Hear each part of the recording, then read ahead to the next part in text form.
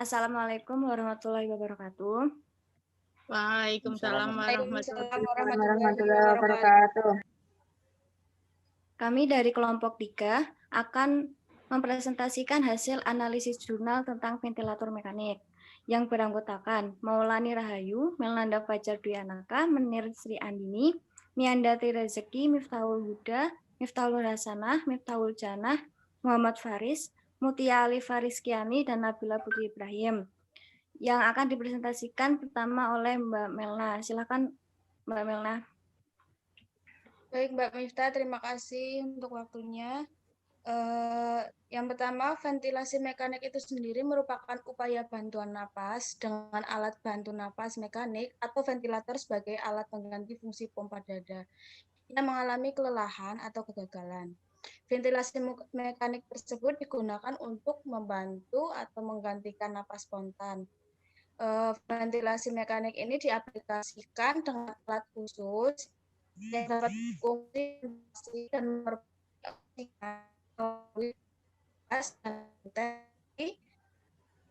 dan fungsi ventilator itu sendiri secara umum antara lain adalah untuk mengembangkan paru selama inspirasi, dapat mengatur waktu dari inspirasi ke ekspirasi, mencegah paru untuk menguncup sewaktu ekspirasi, serta untuk mengatur waktu dari fase ekspirasi ke fase inspirasi. Indikasi utama dalam penggunaan ventilasi mekanik itu sendiri adalah untuk mensupport pasien dengan gagal nafas, termasuk kegagalan dalam ventilasi atau hiperkardiografi.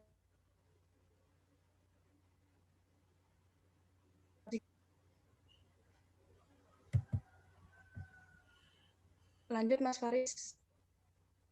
Untuk analisa jurnal yang pertama, yaitu Effect of Three Approaches to Standardized Oral Hygiene to Reduce Bacterial Colonization and Ventilator-Associated Pneumonia in Mechanically Ventilated Patient Randomized Control Trial.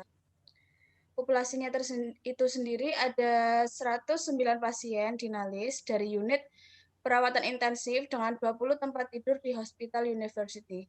Selanjutnya, untuk intervensi, sesuai dengan penelitian sebelumnya yang dilakukan oleh Pujin tahun 1991, kriteria yang digunakan masih menggunakan dua dari kriteria berikut. Yang pertama, suhu lebih dari 38,5 derajat Celcius atau kurang dari 35 derajat Celcius.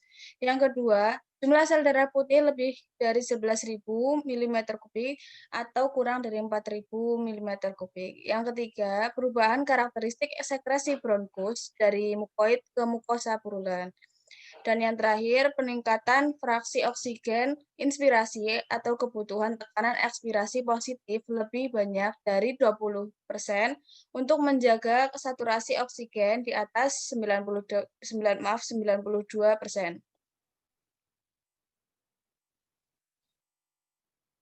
Untuk comparison-nya, sebuah studi komparatif acak buta dilakukan di unit perawatan intensif dewasa dengan 20 tempat tidur di Hospital University. Pasien dengan durasi ventilasi lebih dari 48 jam memenuhi syarat. Pasien diacak ke salah satu dari 3 regimen penelitian atau kontrol grup A, bilas oral per jam, kedua dengan air steril, oral hygiene dengan natrium bikarbonat, grup B setiap jam kedua, dan grup C irigasi 2 kali sehari dengan chlorhexidin 0,2%, larutan oral, encer, dan irigasi per jam kedua dengan air steril. Semua pilihan studi termasuk membersihkan dengan sikat gigi dan pasta gigi yang tidak berbusa. Dan outcome-nya dari total 109 pasien grup A, 43 grup B, 33 dan grup C 33 saat masuk tidak ada perbedaan yang signifikan dan yang ditemukan antara kelompok untuk menentukan semua kelompok untuk analisa data klinis. Sementara grup B mengalami reaksi yang lebih besar untuk mengurangi kolonisasi bakteri. Insiden pneumonia terkait ventilator tersebar merata antara grup B dan C sebanyak 5%, sedangkan grup A 1%.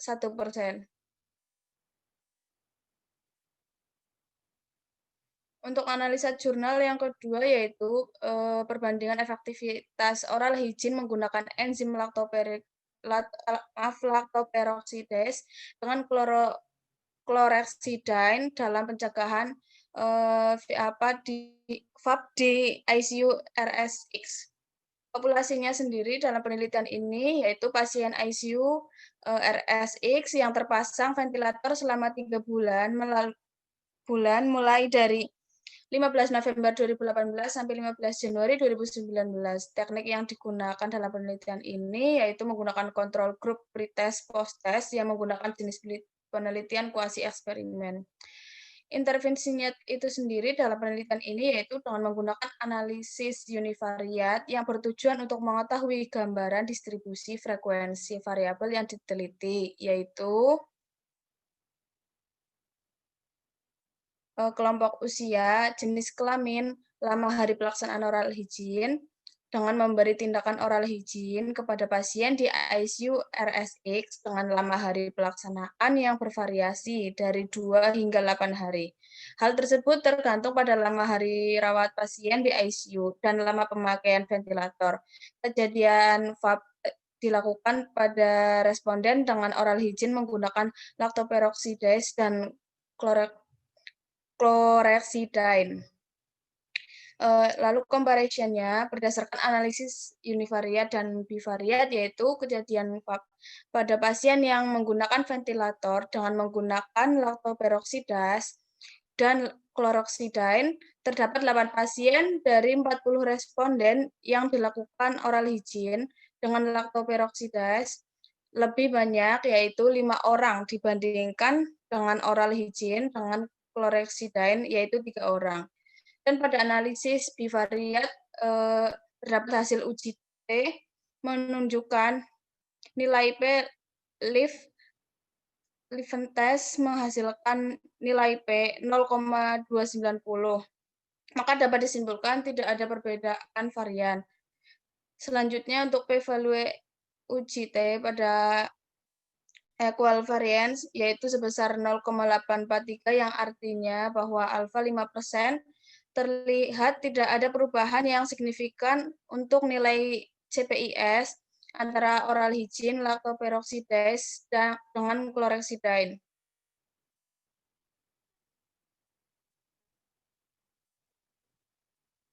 Untuk outcome-nya pada analisis univariat menunjukkan kejadian VAP pada pasien yang menggunakan lactoperoxidase, presentasenya lebih tinggi yaitu 5 orang 62,5% dan chlorhexidine 3 orang yaitu 37,5% dengan 8 pasien dari 40 responden.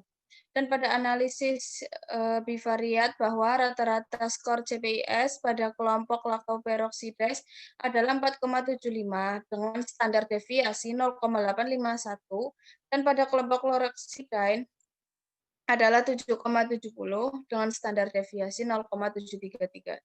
Hal tersebut menunjukkan tidak ada perbandingan yang signifikan. Untuk kejadian VAP pada pasien yang menggunakan lactoperoxidase adalah pasien lama, sementara pasien yang menggunakan ventilasi mekanik mengalami penurunan sistem imunitas sehingga efektivitas lactoperoxidase menjadi bias. Jadi berdasarkan uraian pada analisis tersebut menunjukkan bahwa dalam pencegahan VAP di RSX chlorhexidine lebih efektif dari lactoperoxidase. Terima kasih. Saya kembalikan ke moderator. Terima kasih Mbak Melna. Selanjutnya untuk jurnal ketiga dibacakan oleh Mbak Nabila. Terima kasih kepada moderator. Analisa jurnal 3, literatur review, the effect of toothbrushing, irrigation, and topical tetracycline administration on the reduce of oral bacteria in mechanical ventilated patient, a primary study. Populasinya, responden terdiri dari 45 pasien, 31 laki-laki, 14 perempuan, dengan usia rata-ratanya 65 tahun. Kisaran 36 tahun sampai 87 tahun. Dengan ventilasi mekanik, intubasi yang menerima perawatan mulut oleh dokter gigi dan ahli kebersihan gigi di ICU Rumah Sakit Universitas Nagasaki dari Januari hingga September 2014. Untuk intervensinya, pertama, pengaruh pembersihan mulut mekanis diselidiki, jumlah bakteri di lidah dan cairan orofaring diukur setelah menyikat gigi, irigasi, dan 3 jam setelah irigasi pada pasien dengan ventilasi mekanik di unit perawatan intensif ICU. Selanjutnya, kemanjuran pemberian tetrasiklin dan povidin iodin topikal pada penghambat pertumbuhan bakteri di lidah, cairan orofaring diperiksa pada pasien kanker mulut selama diseksi leher. Comparison-nya, belum ada penelitian sebelumnya yang berfokus pada jumlah bakteri mulut pasien selama intubasi. Outcome-nya, hasil penelitian, jumlah bakteri dalam cairan orofaring sekitar 105-106 CVU per mililiter sebelum pembedahan, tetapi meningkat menjadi 108 CVU per mililiter setelah intubasi. Perawatan mulut dengan menyikat gigi dan pembersihan mukosa tidak mengurangi mulut bakteri, sementara irigasi rongga mulut dan orofaring secara signifikan menurunkannya ke tingkat 105 CVU per mililiter atau p-value-nya kurang dari 0,001. Namun bakteri mulut meningkat kembali menjadi hampir 0,08 dalam 3 jam setelah irigasi. Bakteri mulut tidak berkurang dengan aplikasi povidin iodin topikal. Sebaliknya, 30 menit setelah pemberian topikal tetrasiklin, jumlah bakteri mulut menurun menjadi 105 dan tetap di bawah 106 selama seluruh periode percobaan 150 menit. Analisa jurnal 4, pengaruh oral hygiene menggunakan hexadol gargle dalam meminimalkan kejadian ventilator associated pneumonia atau VIP di ruang ICU RSUD Tugorejo, Semarang. Populasinya, responden dalam penelitian ini sebanyak 15 pasien dengan usia 25-60 tahun menggunakan antibiotik yang sama. Intervensinya, kejadian VIP sebelum perlakuan oral hygiene menggunakan hexadol gargle adalah rata-rata skor CVIS-nya 3,2 dengan skor terendah 1 dan skor tertinggi 6. Hasil ditemukan ada 1 atau 6,7% dari 15 pasien memiliki skor CVIS-nya 6. Artinya pasien tersebut mengalami VIP. The Canadian Patient Safety Institute CPIS-nya 2012 menyebutkan bahwa indikasi untuk mengarah ke VIP-nya dapat dengan menggunakan hasil dari radiologi, klinis, dan pemeriksaan laboratorium.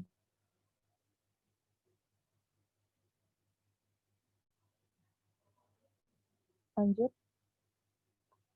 Comparison-nya, kejadian VIP berdasarkan skor CPIS-nya dari hari kelima sesudah oral hygiene menggunakan hexadol gargle, rata-rata skor CPIS-nya 1,6, dengan terendahnya 1 dan tertinggi 3. Artinya bahwa setelah perlakuan oral hygiene dengan menggunakan hexadol gargle sebanyak 15 mili yang dilakukan 2 kali selama 4 hari, menunjukkan tidak terjadi peningkatan skor CPIS. Setelah hasil tersebut dapat pula dibuktikan dengan sebagian besar 14 responden menunjukkan tanda klinis suhu 36 derajat sampai 38,4.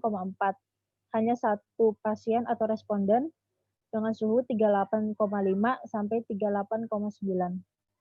Untuk outcome-nya, hasil penelitian ini menunjukkan pelaksanaan oral hygiene menunjukkan menggunakan antiseptik hexadol gargle bisa menurunkan angka kejadian VIP. Oleh karena itu, diharapkan kepada perawat yang bertugas di ICU RSUD Tugorejo dapat menerapkan penggunaan hexadol gargle dalam pelaksanaan oral hygiene sehari 2 kali pada pasien yang terpasang ventilator mekanik untuk mencegah VIP.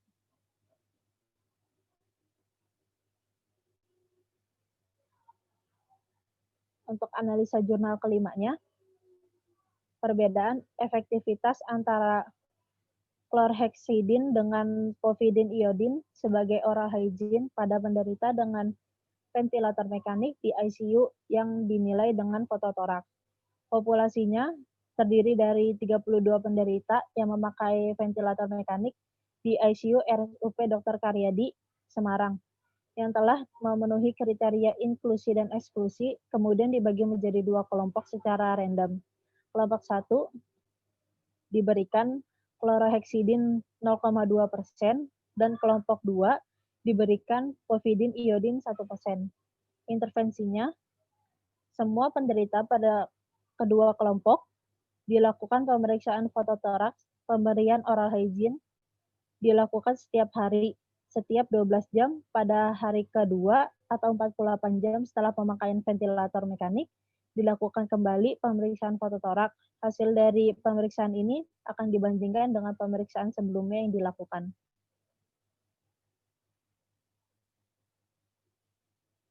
Untuk comparison-nya, karakter sampel pada kedua kelompok yang secara statistik berbeda tidak bermakna.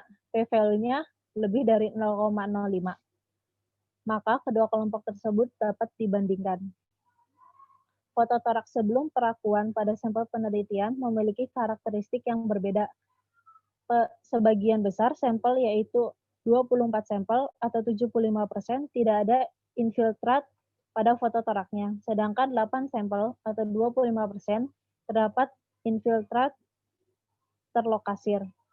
Untuk outcome-nya, pada kedua kelompok tidak didapatkan perubahan yang bermakna pada fototorak sebelum dan sesudah perlakuan. Setelah 48 jam perlakuan, tidak didapatkan selisih perubahan fototorak yang bermakna antara kedua kelompok.